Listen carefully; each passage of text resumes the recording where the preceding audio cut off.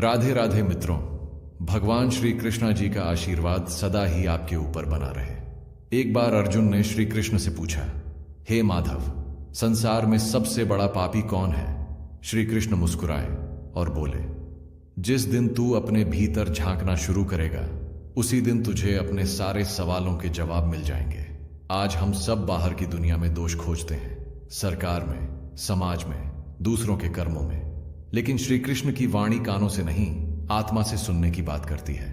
वे कहते हैं, सबसे बड़ा पापी वह है जो खुद को नहीं जानता, जो जीवन भर दूसरों को कोसता है लेकिन कभी अपने भीतर की अज्ञानता को पहचानने की हिम्मत नहीं करता। क्या आपने कभी खुद से पूछा है, मैं कौन हूं? क्या मैं केवल ये शरीर हूं या कुछ और? यदि नहीं, तो शायद आप भी अनजाने में उसी सबसे बड़े पाप की ओर बढ़ रहे हैं, आत्मा से दूर जाने वाले अज्ञान के पाप की ओर। आज हम श्री कृष्ण की 18 अमृत वाणियां जानेंगे जो बताते हैं कि इस संसार का सबसे बड़ा पापी कौन होता है और कैसे हम उस मार्ग से बच सकते हैं। हर वाणी आपको आईना दिखाएगी।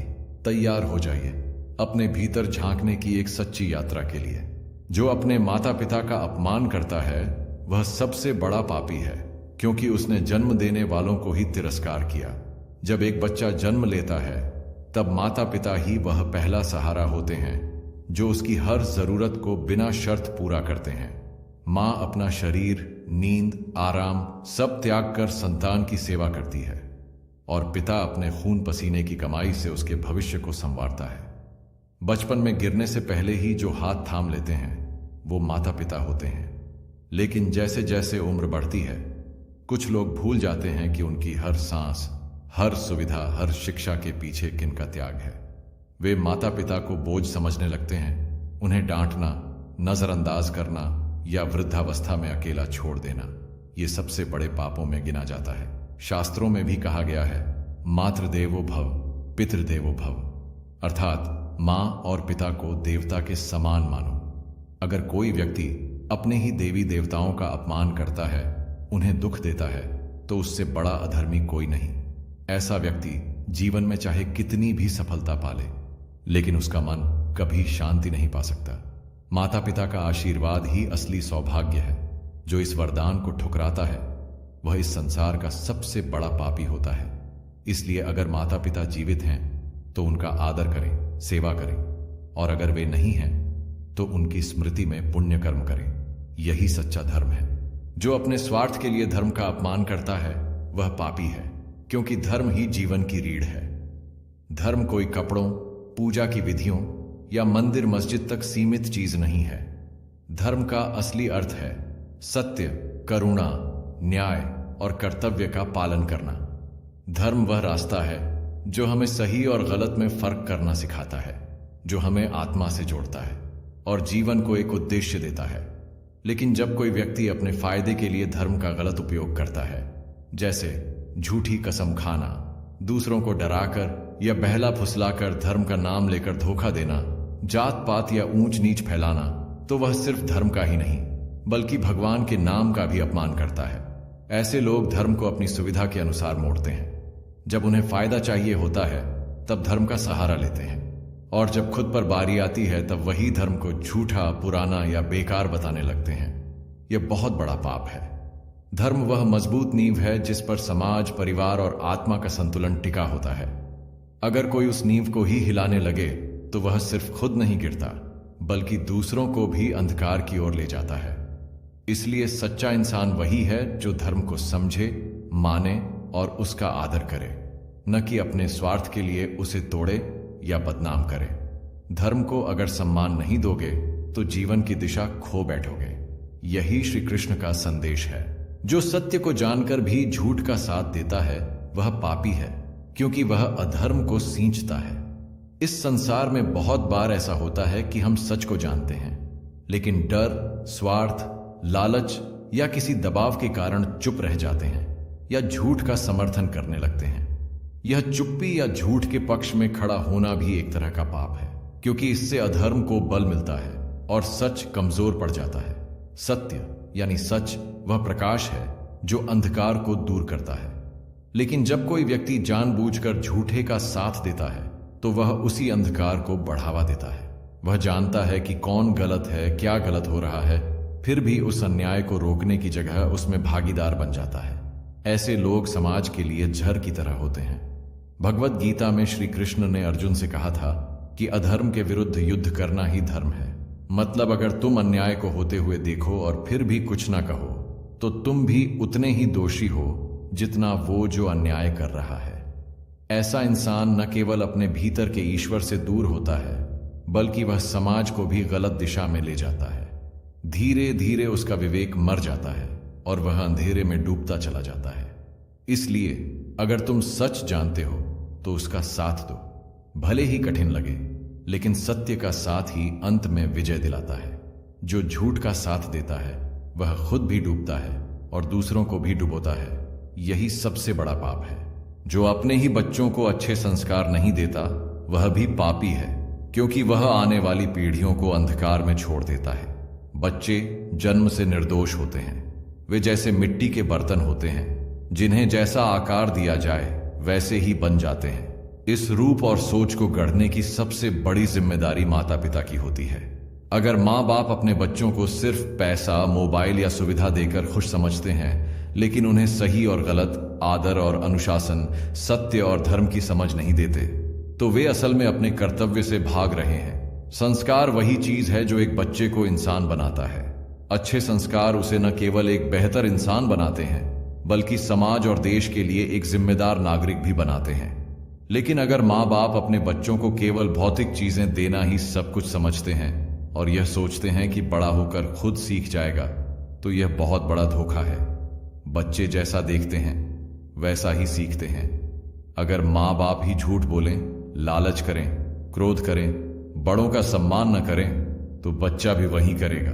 फिर आगे जाकर वही बच्चा जब समाज को नुकसान पहुंचाएगा, अपने जीवन को गलत दिशा में ले जाएगा, तो उस पाप का हिस्सा सिर्फ वही नहीं बल्कि उसके माता पिता भी होंगे। इसलिए सबसे बड़ा दान, सबसे बड़ा उपहार जो माँ बाप अपने बच्चों को दे सकते हैं वह है अच्छे संस्कार। अगर आपने अपने बच्चे को सच बोलना, बड़ों का आदर करना, मेहनत से आगे बढ़ना और ईश्वर पर विश्वास करना सिखा दिया, तो आपने दुनिया को एक उज्जवल पीढ़ी दी है। जो इस जिम्मेदारी से मुंह मोड़ता है वह पापी है, क्योंकि उसने भविष्य को अंधेरे में धकेल दिया। जो भोजन की बर्बादी करता है वह पापी है, क्योंकि किसी के जीवन का सहारा वह अनाज हो सकता है। भोजन केवल पेट भरने का साधन नहीं है, यह ईश्वर का दिया हुआ प्रसाद है। एक एक दाना खेतों में अन्नदाता किसान के पसीने से पैदा होता है। सूरज की तपिश, धरती की कोख और मेहनत की कई परतों के बाद जो अनाज हमारे थाली में आता है वह बहुत कीमती होता है। लेकिन जब हम बिना सोच समझे उसे थाली में छोड़ देते हैं या फेंक देते हैं, तो हम सिर्फ अन्न का नहीं बल्कि उस मेहनत, उस प्रकृति और उस कृपा का अपमान करते हैं। इस संसार में आज भी लाखों लोग ऐसे हैं जिन्हें दिन में एक वक्त का खाना भी नसीब नहीं होता। ऐसे में अगर कोई व्यक्ति खाने को मजाक या फैशन समझकर बर्बाद करता है तो वह अनजाने में बहुत बड़ा पाप करता है। हो सकता है जो बचा हुआ खाना आपने फेंक दिया वही किसी भूखे के लिए जीवन बचाने का एकमात्र सहारा हो सकता था। शास्त्रों में भी कहा गया है, अन्नम ब्रह्म, यानी अन्न को ईश्वर माना गया है। यह जीवन का आधार है और जो जीवन के आधार का तिरस्कार करता है वह पापी नहीं तो और क्या है। इसलिए हमेशा उतना ही भोजन थाली में लें जितना खा सकें। बचे हुए भोजन को फेंकने की बजाय जरूरतमंद को दें या सही तरीके से उपयोग करें। अन्न का आदर करना केवल नैतिक कर्तव्य नहीं बल्कि आध्यात्मिक जिम्मेदारी भी है। जो इसे नहीं समझता वह अपने हाथों से अपने पुण्य को नष्ट करता है। जो स्त्री का अपमान करता है वह घोर पापी है, क्योंकि नारी को शक्ति कहा गया है। स्त्री केवल एक शरीर नहीं है, वह ममता, प्रेम, करुणा और शक्ति का प्रतीक है। वह मां के रूप में जीवन देती है, बहन के रूप में सहारा बनती है, पत्नी के रूप में जीवन साथी होती है और बेटी के रूप में सौभाग्य। हमारी संस्कृति में नारी को शक्ति कहा गया है, उसी शक्ति का रूप जिसे हम दुर्गा, लक्ष्मी और सरस्वती के रूप में पूजते हैं। लेकिन जब कोई पुरुष या समाज स्त्री को कमजोर समझकर उसका अपमान करता है, उसे तुच्छ मानता है, उसके अधिकार छीनता है या उसके साथ हिंसा करता है, तो वह केवल एक व्यक्ति का नहीं बल्कि संपूर्ण मानवता का अपमान करता है। ऐसा व्यक्ति उस शक्ति को ही अपवित्र करता है जिसकी वजह से उसका खुद का जन्म हुआ है।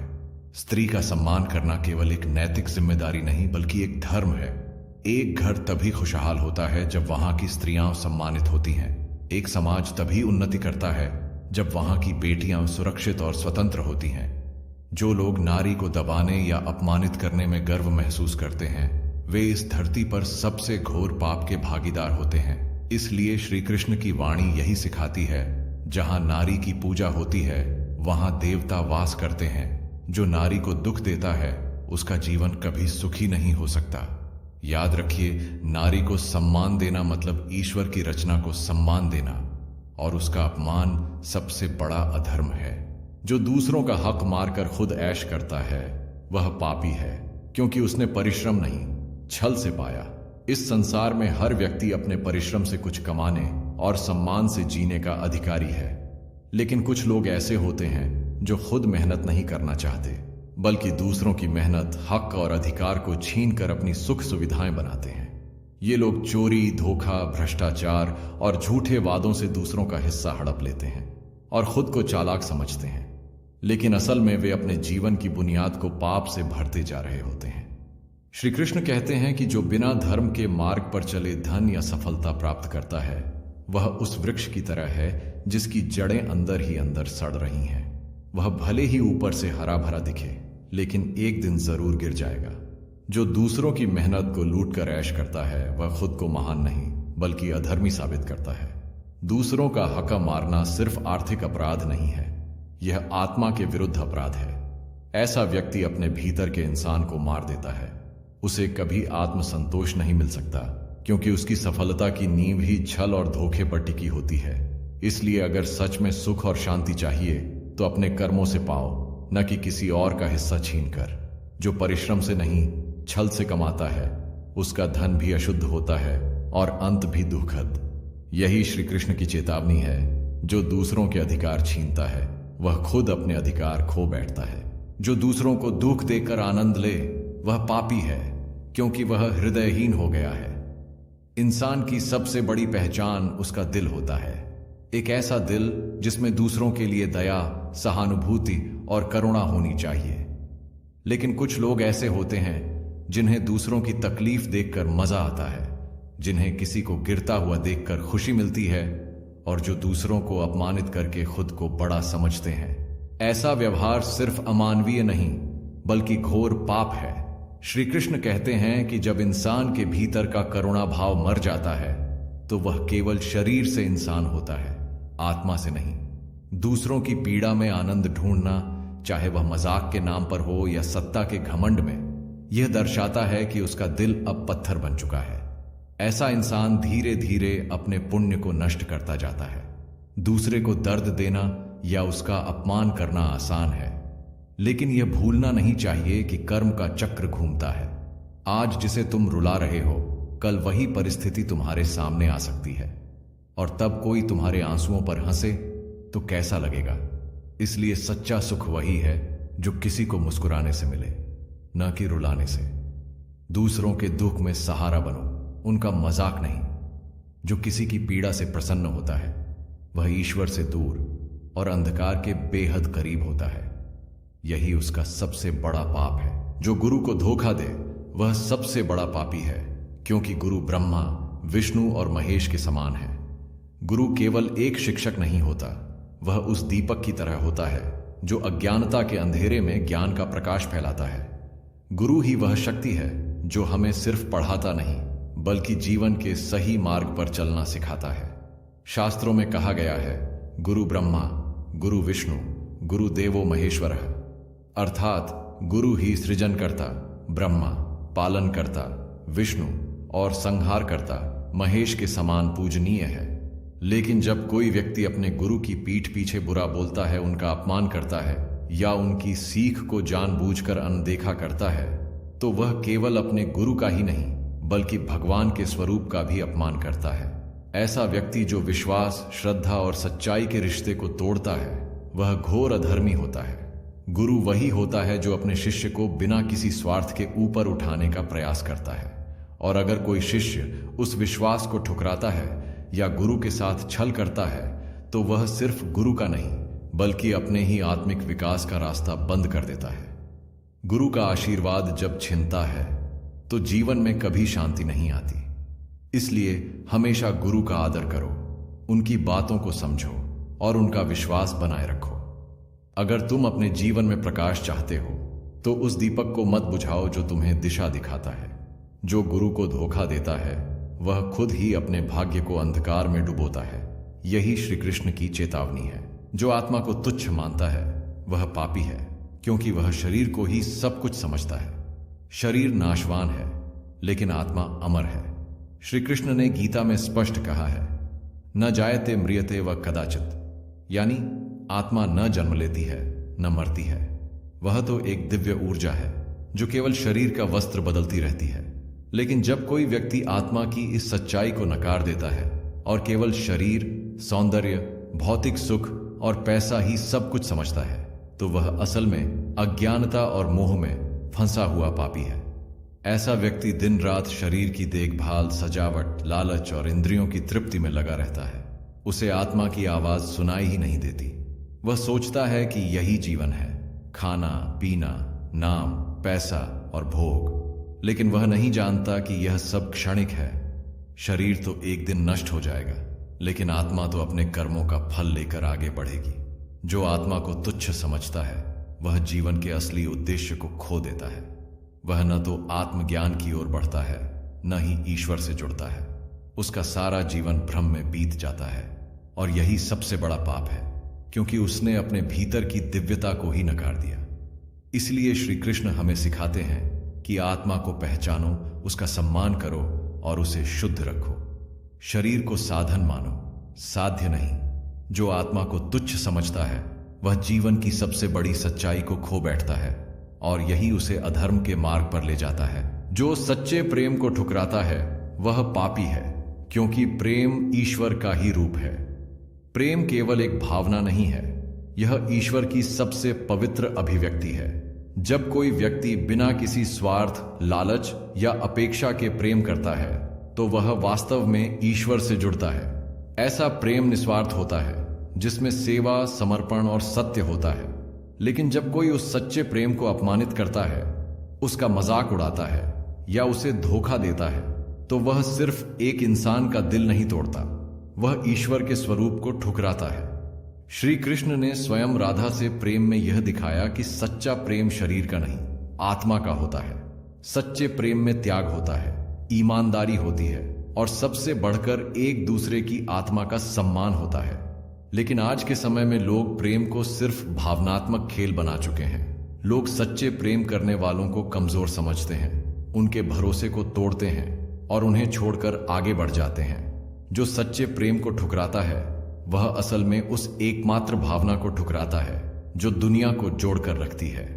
ऐसा व्यक्ति धीरे धीरे कठोर और अकेला हो जाता है। उसके जीवन में धन या सफलता तो हो सकती है, लेकिन भीतर की शांति और संतोष नहीं होता, क्योंकि उसने प्रेम यानी ईश्वर को ही नकार दिया। इसलिए जब कोई आपको सच्चे दिल से प्रेम दे तो उसे समझो, उसकी कद्र करो। सच्चा प्रेम मिलना सौभाग्य होता है और उसे ठुकराना पाप।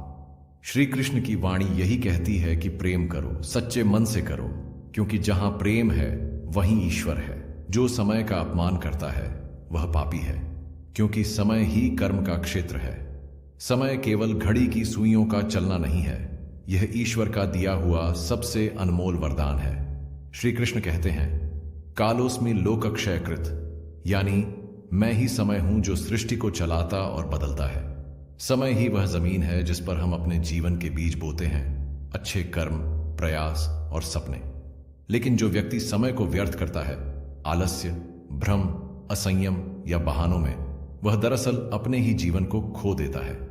समय किसी का इंतजार नहीं करता। जो आज कर सकते थे और टाल दिया वह कल अवसर बनकर लौटेगा ही नहीं, और जब पछतावा आता है तब कुछ भी बदलना हमारे हाथ में नहीं रहता।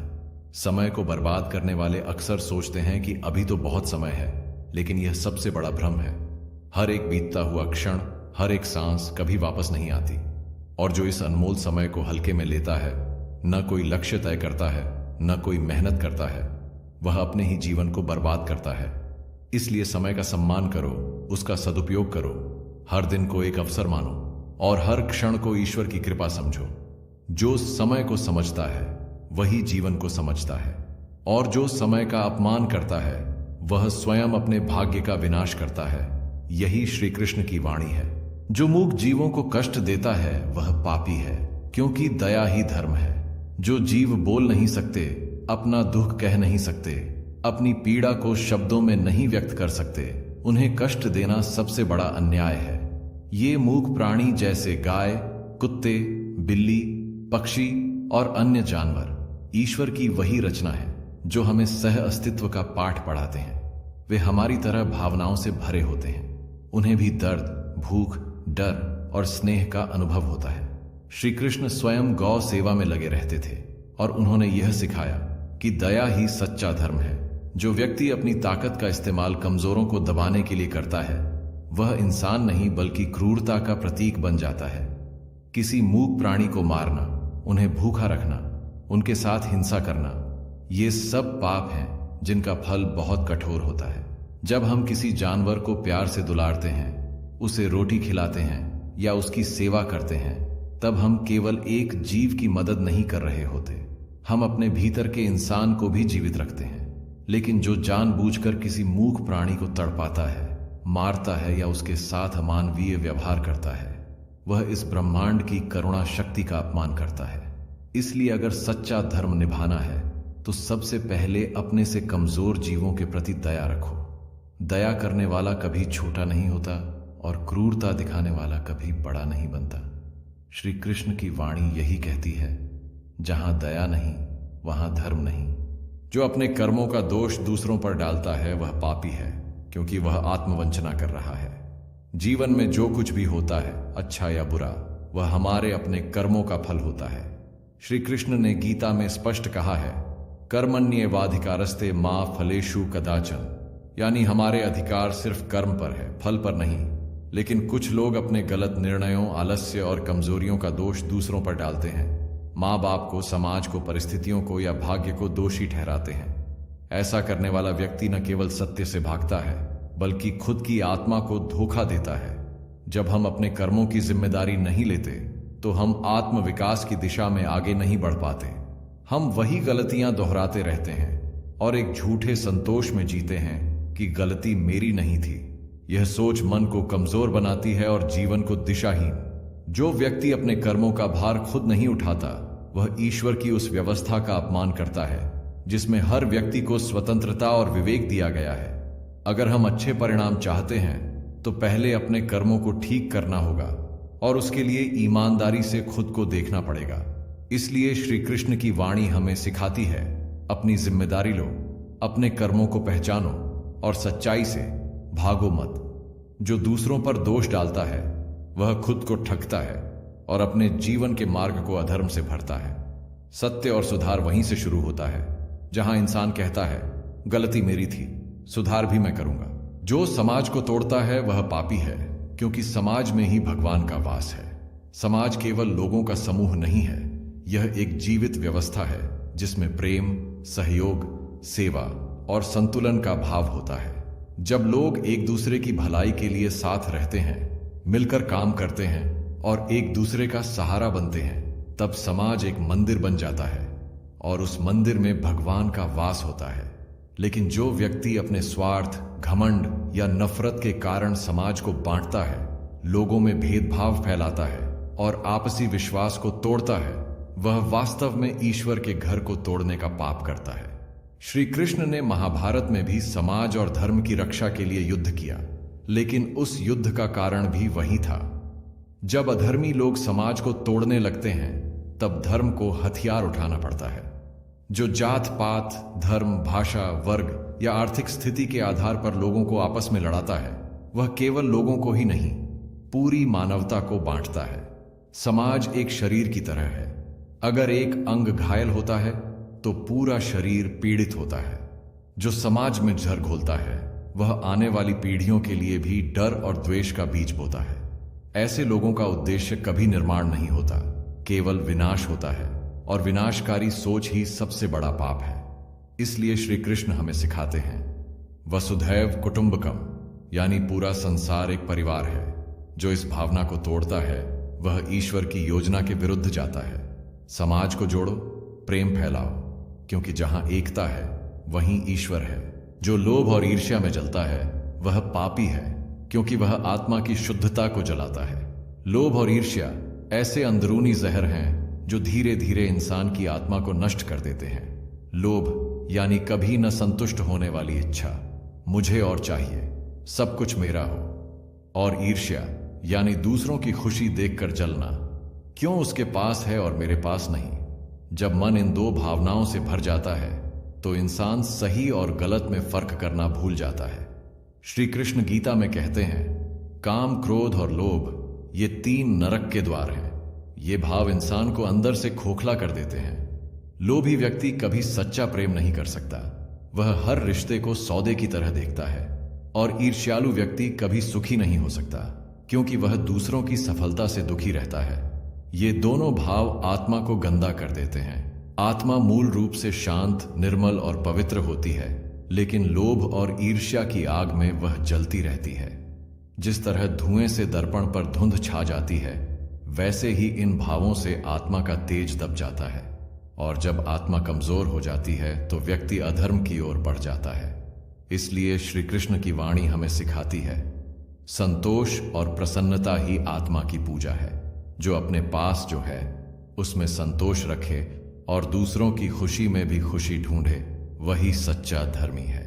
लेकिन जो हर समय चाहता है कि मुझे ज्यादा मिले और दूसरों से जलता है, वह न केवल दूसरों का नुकसान करता है बल्कि खुद की आत्मा को भी खो देता है। और यही सबसे बड़ा पाप है।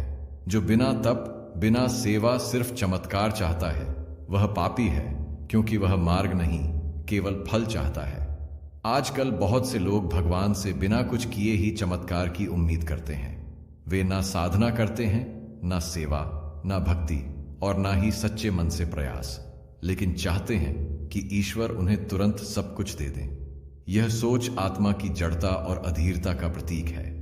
ऐसा व्यक्ति केवल लाभ देखता है, मार्ग नहीं। वह ईश्वर को भी एक दुकानदार की तरह देखता है, जहां बिना मेहनत के कुछ मुफ्त में मिल जाए। श्री कृष्ण ने गीता में कहा है, योगस्थ कुरु कर्माणि, यानी ध्यान में स्थिर होकर कर्म करो, फल की चिंता मत करो। लेकिन जो व्यक्ति बिना तपस्या, बिना समर्पण के चमत्कार की अपेक्षा करता है, वह अध्यात्म के मार्ग को अपवित्र करता है। वह चाहता है कि बिना कुछ त्याग किए उसे ईश्वर की कृपा मिल जाए। यह सोच केवल स्वार्थ से भरी होती है, न कि श्रद्धा से। सच्चा भक्त वह है जो कठिनाइयों में भी ईश्वर का नाम लेता है, सेवा करता है, खुद को सुधारता है और तप करता है। लेकिन जो केवल तब पूजा करता है जब उसे कुछ चाहिए होता है, और वह भी तुरंत, वह ईश्वर से प्रेम नहीं, व्यापार करता है। वह न सेवा जानता है, न त्याग, और न ही जीवन की सच्चाई को समझता है। इसलिए श्री कृष्ण की वाणी कहती है, कृपा उसी पर होती है जो योग्य बनता है। अगर चमत्कार चाहिए तो पहले तप करो, सेवा करो, अपने जीवन को शुद्ध करो, वरना केवल फल की इच्छा रखना और कर्म न करना, यह आत्मा का पतन है और यही गहराई से पाप का रूप है।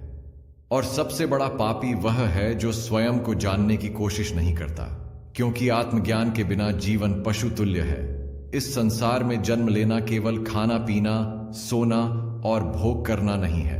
हर इंसान का उद्देश्य है स्वयं को जानना, यह समझना कि मैं कौन हूं, मैं क्यों आया हूं, मेरे कर्म क्या हैं, मुझे जीवन में किस ओर जाना है। जो व्यक्ति जीवन भर केवल बाहरी चीजों के पीछे भागता है, धन, नाम, सुख, अधिकार, लेकिन कभी अपने भीतर झांकने की कोशिश नहीं करता, वह वास्तव में अपनी आत्मा के साथ सबसे बड़ा धोखा करता है। श्री कृष्ण ने गीता में कहा है, आत्मानम विद्य, यानी स्वयं को जानो। आत्मा अजर अमर है, वह शरीर से अलग है। लेकिन जो व्यक्ति आत्मा के अस्तित्व को ही नकार देता है, केवल शरीर और इंद्रियों की पूर्ति में लगा रहता है, वह धीरे धीरे उसी स्तर पर गिर जाता है जहां सिर्फ भोग होता है, विवेक नहीं। ऐसा जीवन और पशु के जीवन में कोई अंतर नहीं रहता। जो आत्मज्ञान से दूर रहता है वह अपने कर्मों को भी नहीं समझ पाता, अपने कर्तव्यों से भी भटक जाता है और बार बार जीवन की भूल भुलैया में उलझा रहता है। ऐसे लोग दूसरों को दोष देते हैं, भाग्य को कोसते हैं, लेकिन कभी अपने भीतर की शक्ति को नहीं पहचानते, और यही सबसे बड़ी अज्ञानता है। इसलिए श्री कृष्ण की वाणी हमें बार बार जागृत करती है। हे अर्जुन, उठो, जागो और अपने स्वरूप को पहचानो। आत्मज्ञान ही मोक्ष का मार्ग है। जो इस मार्ग को नजरअंदाज करता है वह केवल एक शरीर बनकर रह जाता है और आत्मा को खो बैठता है। इसीलिए सबसे बड़ा पाप वही है जब इंसान इंसान होकर भी खुद को जानने से इनकार कर दे। अपने भीतर झांको, पापी कोई और नहीं, स्वयं की अज्ञानता ही सबसे बड़ा पाप है। यह वाणी हमें जगाने के लिए है। हम अक्सर सोचते हैं कि पाप बाहर है, किसी और के कर्मों में, समाज की बुराइयों में या परिस्थितियों की कठोरता में, लेकिन श्री कृष्ण हमें भीतर देखने की प्रेरणा देते हैं। वे कहते हैं कि सबसे बड़ा पाप कोई बाहरी व्यक्ति नहीं करता, बल्कि वह होता है जब हम खुद को नहीं पहचानते, अपनी आत्मा की आवाज नहीं सुनते। अज्ञानता का अर्थ है अपने असली स्वरूप से दूर होना। जब हम यह मान लेते हैं कि हम केवल यह शरीर हैं, केवल नाम, पैसा, पद, भोग और दिखावा ही जीवन है, तब हम धीरे धीरे खुद से दूर होते जाते हैं। यही अज्ञानता हमें लोभ, ईर्ष्या, क्रोध, अहंकार और मोह में फंसाकर पाप की ओर ले जाती है। श्री कृष्ण हमें समझाते हैं कि आत्मज्ञान ही मोक्ष का द्वार है। जब हम खुद को जान लेते हैं तब हमें यह एहसास होता है कि सच्चा सुख बाहरी चीजों में नहीं, बल्कि भीतर की शांति में है। लेकिन जो व्यक्ति खुद को जानने से डरता है, जो आत्मा की खोज को नजरअंदाज करता है, वह बार बार संसार के दुखों में उलझता रहता है। इसीलिए श्री कृष्ण का यही संदेश है, अपने भीतर झांको। हर सवाल का जवाब, हर समस्या का हल और हर शांति की शुरुआत स्वयं से होती है। बाहर दोष ढूंढने से कुछ नहीं बदलता, लेकिन जैसे ही हम भीतर की रोशनी जलाते हैं, सारा अंधकार मिटने लगता है। यही सच्चा ज्ञान है और यही जीवन का वास्तविक धर्म है। जिन्हें हम पापी कहते हैं वे कोई और नहीं, कभी कभी वही पाप हमारे भीतर भी छिपे होते हैं। श्री कृष्ण की ये 18 वाणियां हमें सिर्फ दूसरों को नहीं, खुद को समझने की प्रेरणा देती हैं। जब हम अपने भीतर झांकते हैं तब हमें समझ आता है कि सबसे जरूरी युद्ध अंदर के अंधकार से है, न कि बाहर की दुनिया से। अगर आपको ये श्री कृष्ण वाणी और जीवन के गहरे सत्य पसंद आए हों तो इस आध्यात्मिक यात्रा को और लोगों तक पहुंचाने में हमारी मदद करें। धन्यवाद। बोलो राधे राधे।